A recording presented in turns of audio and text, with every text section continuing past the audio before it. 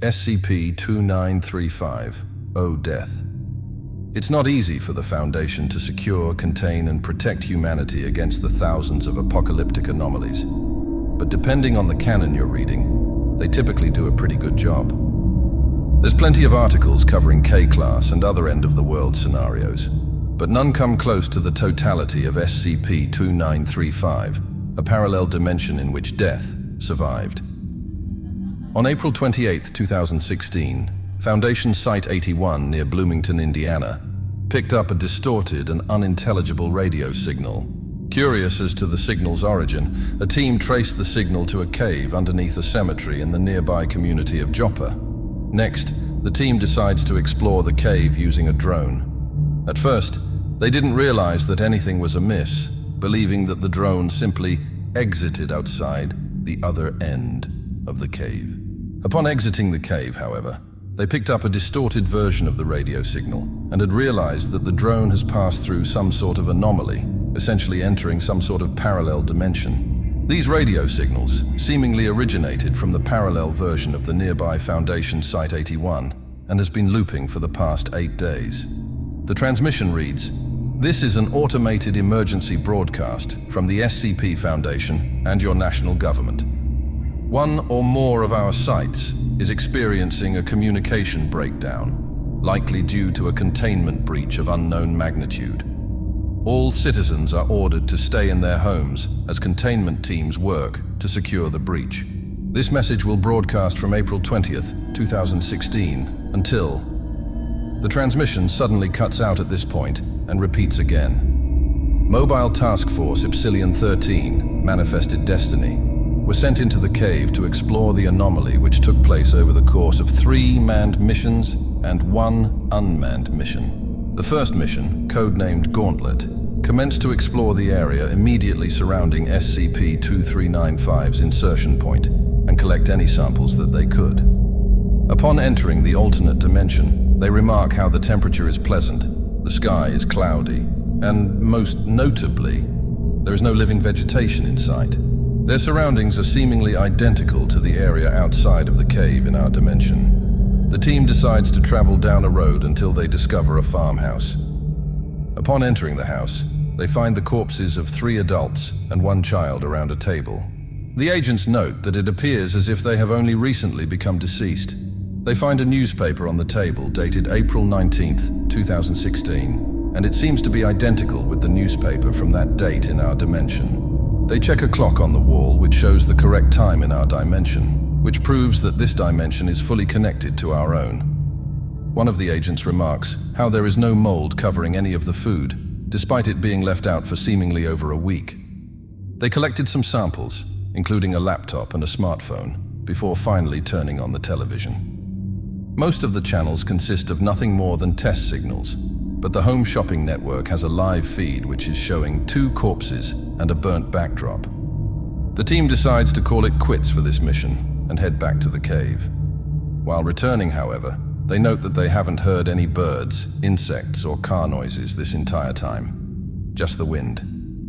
Foundation researchers discovered no living cells or microbial life whatsoever in the team's samples. Looking at the smartphone's last chat logs, they mention a card game, suggesting that whatever caused the owner to die was completely unexpected. The next mission, codenamed Overland, involved the team making their way to the alternate Foundation Site-81, which was currently broadcasting the transmission. 16 agents from MTF Epsilon 13 were sent through the cave for this mission. They began by commandeering several vehicles to aid their traversal.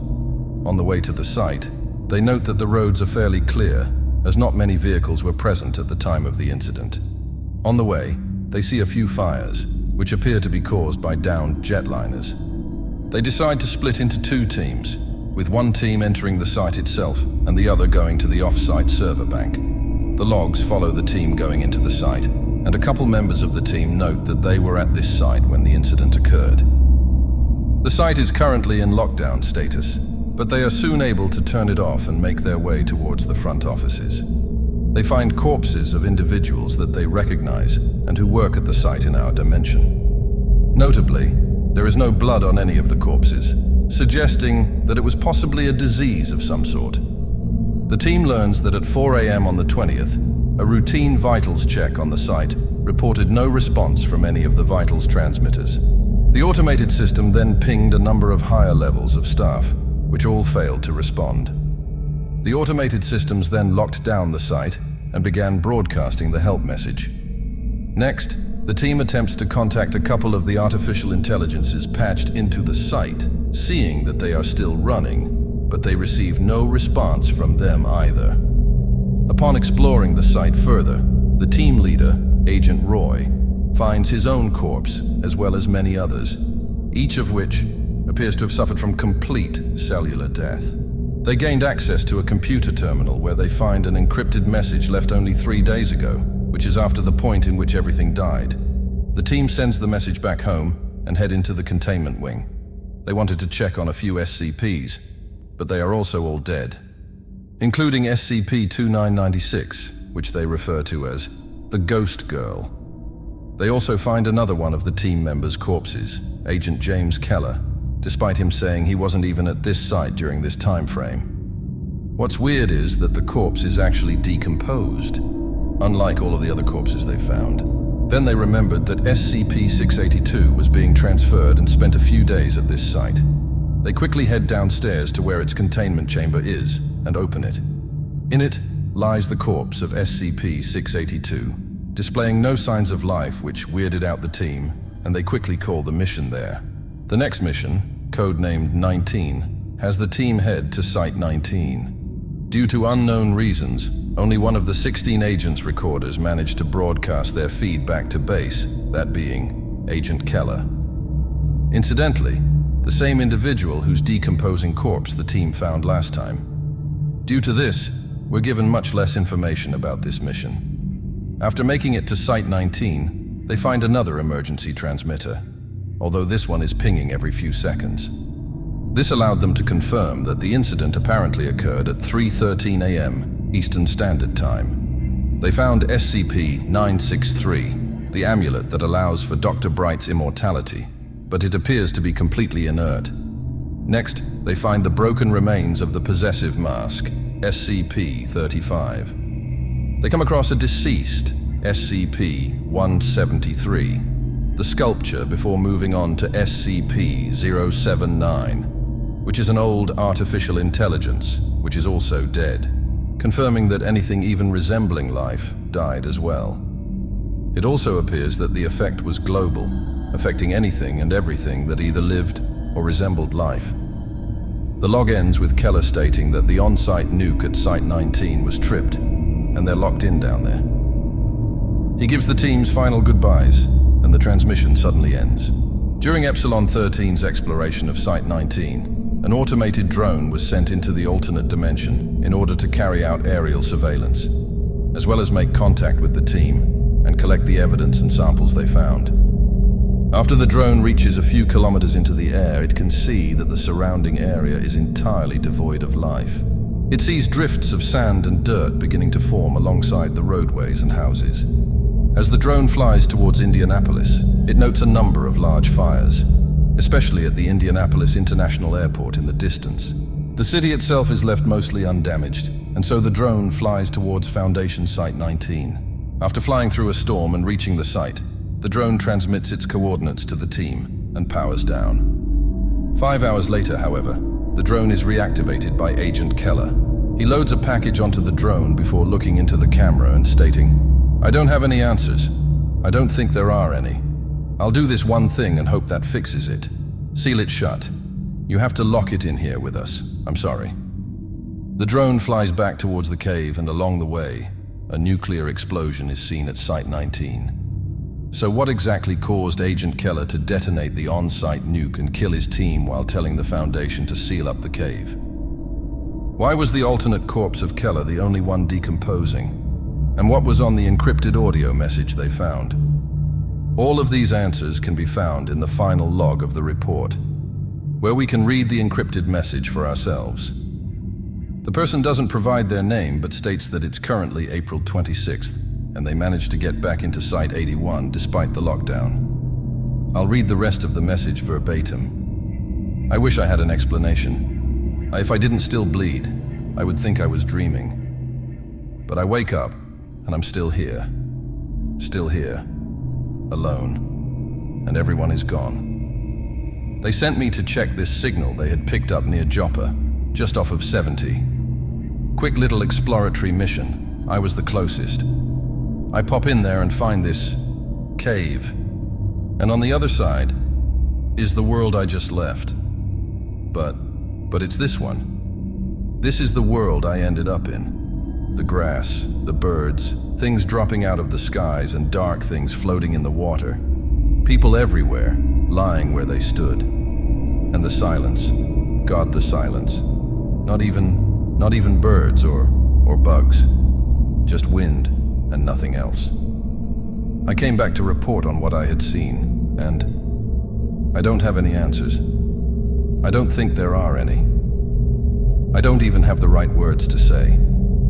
This world is different from the one I saw in the cave. People are moved around.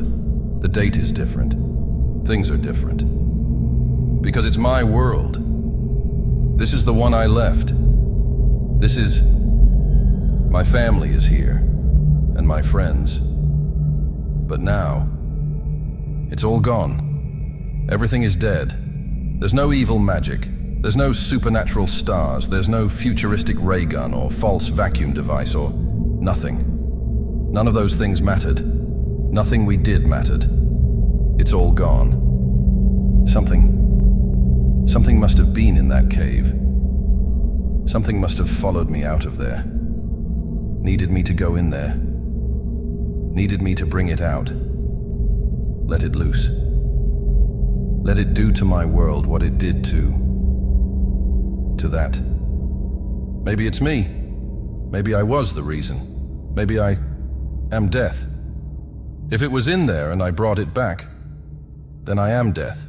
I've got myself in a containment cell, jammed the goddamn door shut. I'm going to put a bullet between my eyes. Everyone else is dead. What's one more? You know, it occurs to me, if you're listening to this, you're death too. So what exactly is happening here? It seems as if the Agent Keller of this alternate universe was sent to investigate a signal near Joppa, Indiana, similar to what happened in our universe, although he was alone. As he passed through the cave, he entered into a dead universe again, similar to what our Foundation did. He went back through the cave, only to find that his universe was also not completely dead, just like the one he left. Assuming that this happened as soon as he exited the cave, he probably came back through at 3:13 a.m. on the 20th. He then makes it back to Site 81, where he records this message after he realizes that something within that cave or other universe needed him to travel to a fresh universe. Since he's completely alone in a dead world, he kills himself, and his body decomposes since he still carried living bacteria. Agent Keller from our universe finds this message and realizes that if they pass back through the cave to our universe, they'll kill it. To prevent this, he tells the Foundation to seal the cave and then locks his team into the site and detonates the nuke. Ultimately, whatever exactly happened with SCP-2935, and if it is at all connected to Agent Keller, is for you to decide. But it's clear that whatever is responsible for this is among the most powerful entities in existence. Given that it was not only able to simultaneously kill all life, but also kill previously unkillable anomalies, such as SCP-682,